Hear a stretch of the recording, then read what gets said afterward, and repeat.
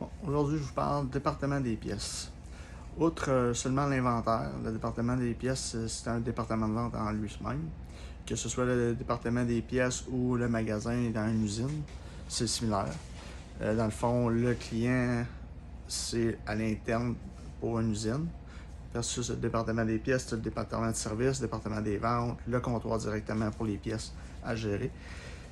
Souvent, les erreurs qu'on voit du département des pièces, c'est que ils vont faire venir dans le besoin pour le département de différents départements, ils vont faire venir de fournisseurs avec lesquels ils ne sont pas habitués dans leur réseau standard de commander. Donc, au lieu de rentrer la pièce comme avec un autre fournisseur, ils vont rentrer ça comme vente extérieure ou un fournisseur extérieur. Le problème que ça engendre, c'est que c'est jamais rentré dans leur vrai inventaire. Fait à la longue, le vrai inventaire ne sera jamais ajusté en conséquence des besoins. Fait que si la même pièce est redondante, qu'on commande souvent à l'extérieur la même pièce, mais c'est jamais pris en note en quelque part, c'est jamais rentré dans le système comme étant un équivalent ou un transfert, on n'aura jamais un besoin qui va se créer de la tenir en inventaire continuellement. Fait qu'on a toujours un problème qui revient continuellement. Ça, c'est un problème qu'on voit souvent. L'autre problème qui arrive souvent et tout avec le département des pièces, c'est quand que c'est pas, ils n'ont pas dans leurs fournisseurs qui font affaire nous seulement. Souvent, c'est leurs fournisseurs réguliers qui commandent leur volume standard d'inventaire. Après ça, tu as les autres fournisseurs avec lesquels ils se dépendent.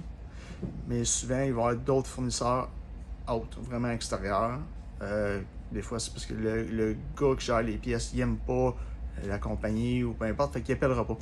Fait que là, il va dire on n'a pas, c'est pas capable de l'avoir, mais en fin de compte, c'est faux parce qu'il n'a jamais fait la démarche d'appeler ailleurs. Ou ce que lui, il n'est pas à l'aise ou ce qu'il n'aime pas. Qu'est-ce qu'on fait? On pourrait sortir de la merde avec ça. Ça, c'est des situations vécues personnellement à plusieurs reprises, que j'ai vu aussi comme client à des places. Ah, oh, ça se fait pas, ça se fait pas, ça se fait pas. Puis finalement, tu fais 2-3 places, puis tu trouves tout de suite la pièce. Mais on aurait pris la pièce chez le fournisseur habituel, mais eux autres, parce qu'ils n'ont pas voulu se donner la peine, ben, on a pris chez un compétiteur. Ça, c'est des choses qui arrivent couramment. Le problème tout qu'on voit souvent avec le département des pièces, c'est qu'ils oublient de faire le suivi. Surtout quand mettons dans un concessionnaire, surtout dans un concessionnaire de camions ou de machinerie, où il y a beaucoup de modifications, beaucoup d'ajouts. Le gestionnaire du département des pièces ne fait pas le suivi avec les ventes. Puis on en parlait tout, le département de service, c'est le même genre de problème qui se pose.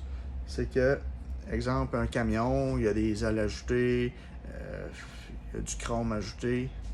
Fait que là, les prix ont été demandés au département des pièces.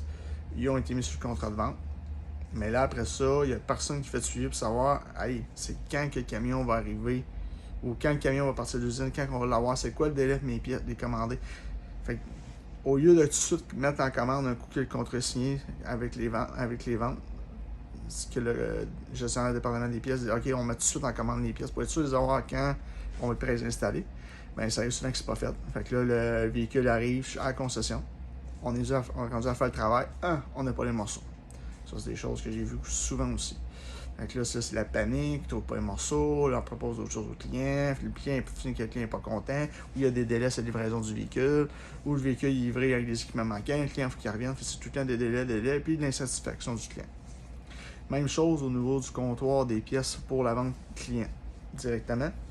Souvent, le département des pièces va être sujet à faire un estimé, mettons, pour un moteur, une transition, peu importe les pièces. Ils vont faire un estimé pour un client.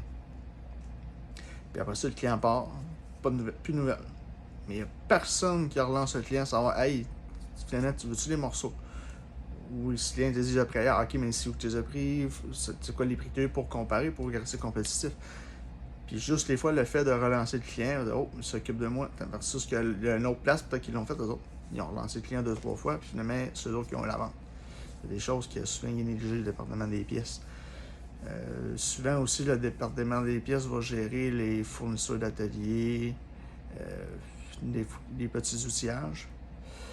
Ben, comme un magasin aussi, souvent, ça va être le cas d'un magasin pour une usine. Ils vont s'occuper surtout du gros du matériel de fourniture. Puis là encore là, le gestionnaire, il va juste regarder les chiffres. Là, les techniciens ou le personnel sur le plancher qui travaille, avec le fournisseur, mais ils vont dire, ben, nous autres, non, on n'a pas la fourniture là, ça va pas bien, c'est plus long. Là, lui, il n'écoutera pas, il va juste c'est mes chiffres.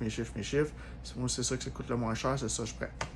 Puis là, bien souvent, ça entraîne des retours. Comme j'ai vu des bandes autocollantes bifaces, ils prenaient d'un fournisseur parce que c'était moins cher. Mais ça décollait. Au lieu de prendre du 3M, que lui tient, il prenait une autre marque générique, mais qui était le tiers moins cher que le 3M. Mais ça faisait pas le job. Fait qu'au bout de la run, après ça, tu as des retours que tu aurais pu ne pas avoir, mais seulement pour avoir voulu couper des grenouilles ou ce qu'il fallait pas, ça finit que ça coûte plus cher. Excusez. Ça coûte plus cher avoir voulu économiser qu'avoir acheté la vraie chose au départ. Que de toute façon, la vraie chose est facturée quand même au client. Ça change rien. C'est juste que là, c'est le nouveau profit, mais même ça, le profit, tu l'ajustes. C'est pas grave. Mais c'est bien mieux qu'on réussisse le travail du premier coup comme il faut, qu'être obligé de recommencer, que le client revienne, que tout est retardé. C'est tous des problèmes qu'on a. Même chose souvent au niveau de la gestion du département des pièces. Il y en a gros qui ont des problèmes avec les retours.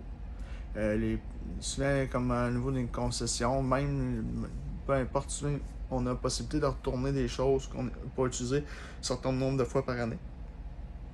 Fait qu'il y a des pièces, il y a de l'inventaire qu'avant on utilisait beaucoup. Que là, finalement, avec le marché a changé, on les utilise moins ou on les utilise plus. Fait que là, il y a des périodes parfois, surtout des concessions, qu'ils peuvent retourner des pièces, ce qui n'est pas fait. Bien souvent, c'est pas géré. Ou juste les retours standards. Au lieu de retourner la pièce, ben là, ça coûte trop d'ouvrage, on a des frais de le retourner. Mais tu sais, exemple, on peut avoir une pièce de 100$, on a un frais de 20$ le retourner. Oui, tu as perdu 20$. Mais t'es-tu mieux d'avoir une pièce de 100$ dans le fond qui dort sa tablette que tu ne vendras jamais? Au bout de la run, t'es mieux de retourner la pièce. Ça finit là. Au moins, tu as récupéré 80$. Mais ça, souvent, c'est pas fait. Tu as la gestion des carcasses. Souvent, tout, c'est négligé. Les carcasses traînent, c'est pas retourné. Là, à un moment donné, il y a un gros tas de carcasses, mais là, il a dépassé le délai, tu peux pas retourner toutes tes carcasses. Les carcasses, c'est les cores, hein, on appelle dans le jargon.